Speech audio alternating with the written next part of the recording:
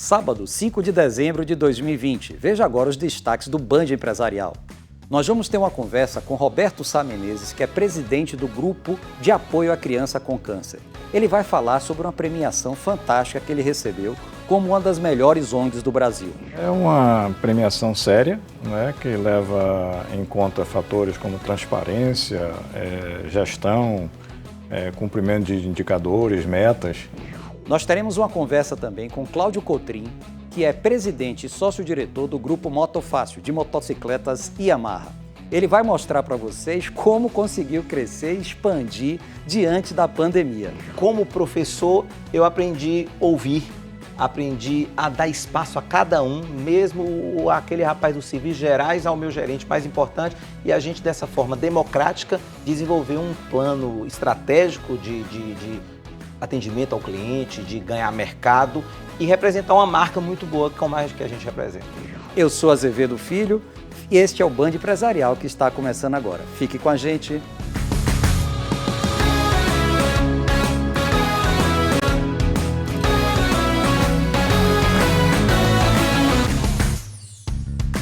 E como disse, o Band Empresarial deste sábado vai me dar um grande prazer, que é conversar com esse amigo que a gente tem de longos tempos, inclusive da época de meu pai. Então isso para mim está uma satisfação muito grande estar aqui com Roberto Sá Menezes, presidente do Grupo GAC, que é Grupo de Apoio de Crianças com Câncer. Querido Roberto, muito bom dia, prazer ter você aqui no nosso Band Empresarial. Prazer é todo meu, Zé. Roberto, você é recentemente premiado através do GAC com o prêmio Melhores ONGs do Brasil. Como é que se decorreu isso e a que você deve essa premiação tão fantástica?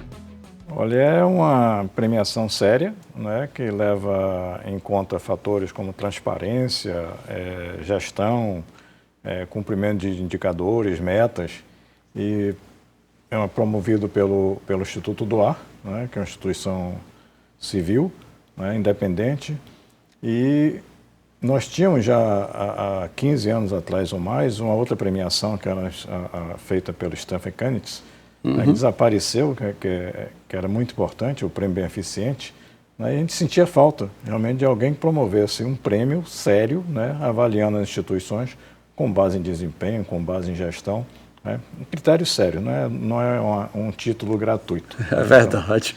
Ô Roberto, e nesse ponto, o que é que você elenca como sendo os principais elementos que levaram o GAC a receber essa premiação?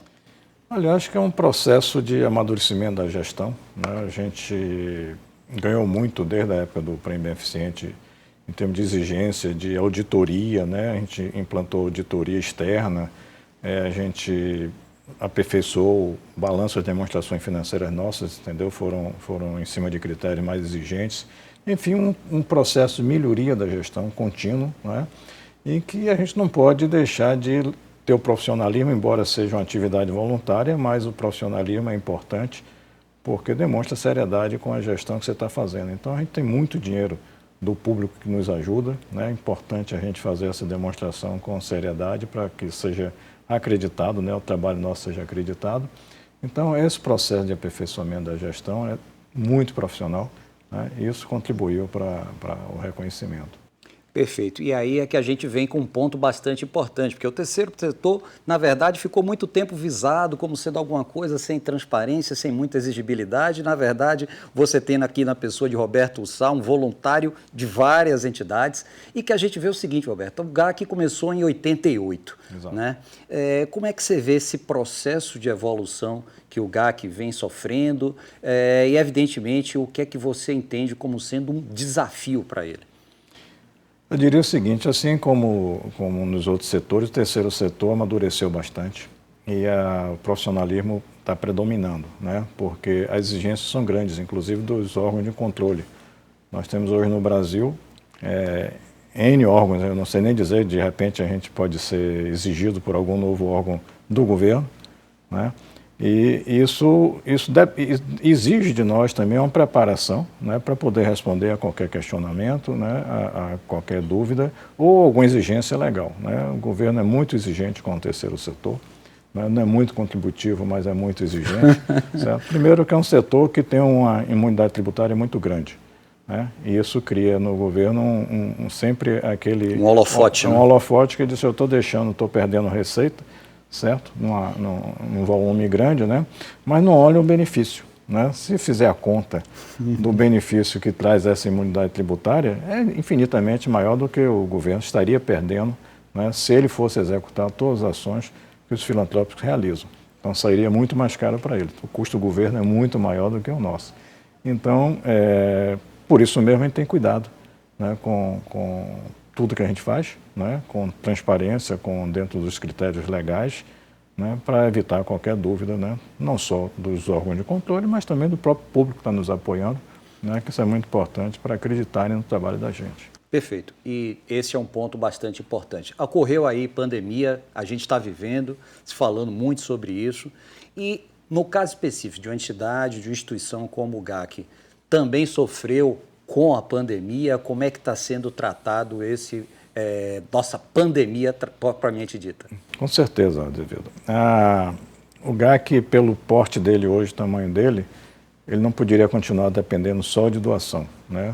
As doações representam hoje em torno de 1/4 das despesas nossas, certo?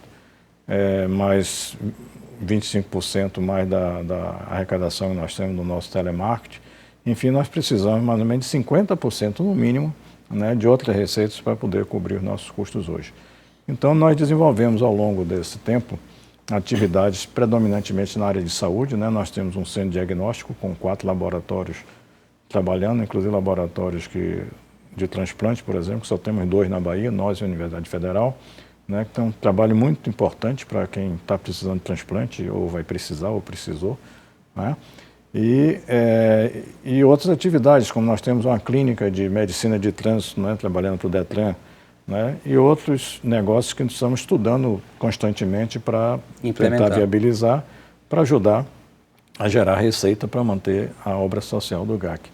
Então, como as doações também caíram com a pandemia, né, isso também começou a nos afetar. E alguns desses exames, inclusive transplante, também diminuíram bastante. O processo de transplante praticamente parou, né?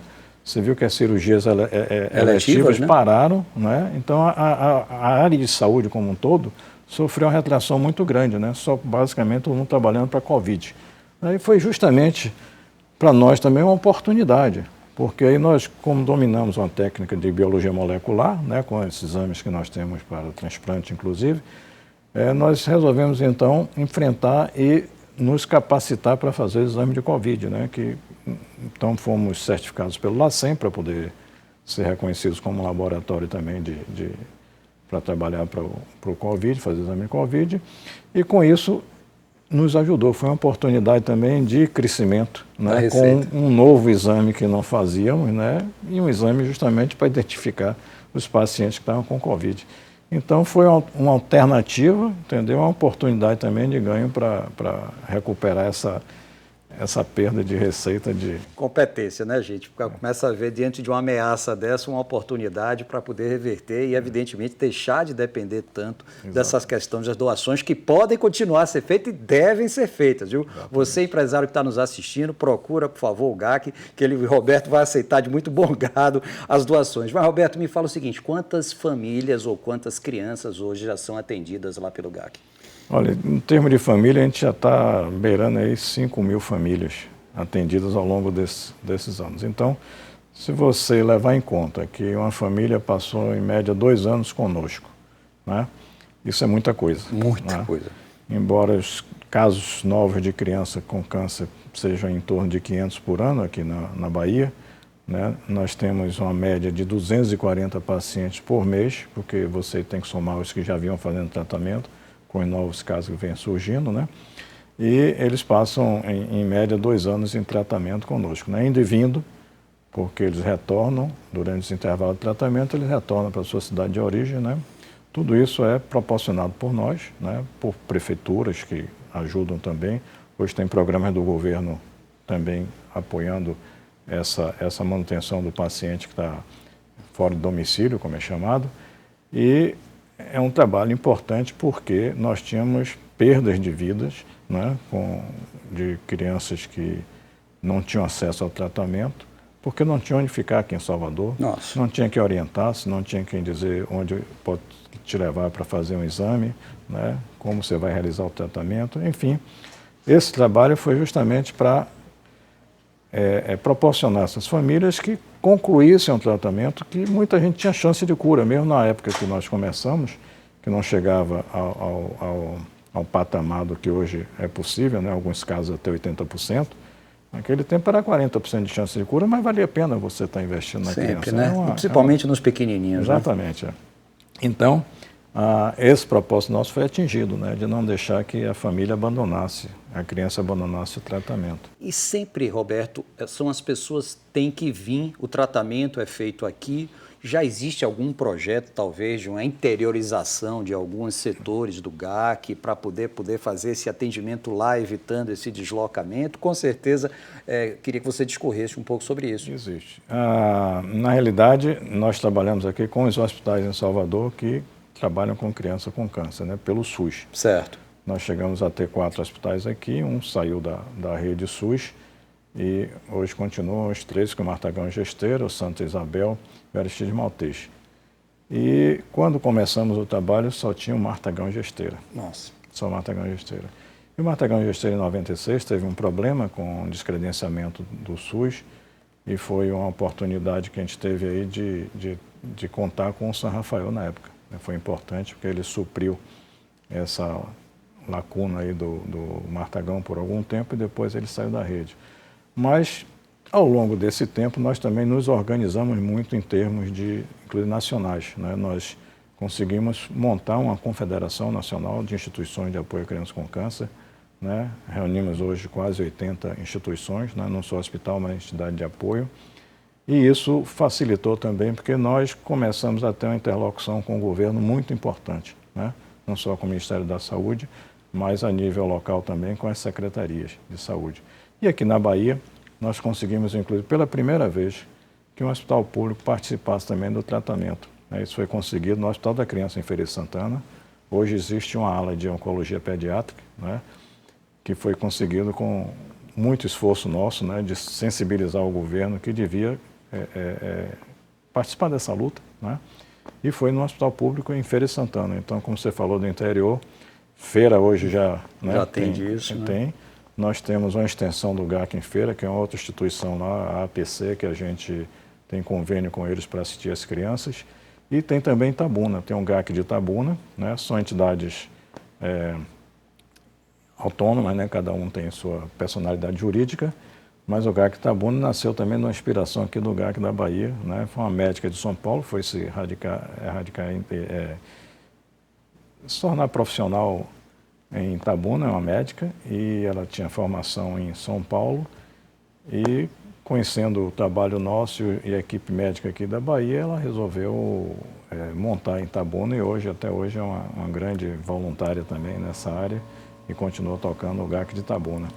Então, a interiorização houve, né? Santa Casa de Itabuna também participa no tratamento, né, com o GAC lá de Itabuna. Roberto, eu queria que você se despedisse, evidentemente, aqui, agradecendo a você sua presença, seu voluntarismo nesse papel tão importante que você faz em outras casas, em outras entidades, Santa Isabel. Então, eu queria primeiro dar um parabéns pela sua decisão, por um empresário de sucesso estar se voltando para poder cuidar disso. E muitos empresários estão aqui nos vendo, contribuam, porque esse é um papel extremamente importante para nossas criancinhas e para as famílias de baixa renda poder ajudar numa doença tão terrível. Então, Roberto, muito obrigado pela sua presença aqui em nosso Band Empresarial. Eu que agradeço a oportunidade e eu sempre encorajo, né, outros empresários a participarem de alguma luta.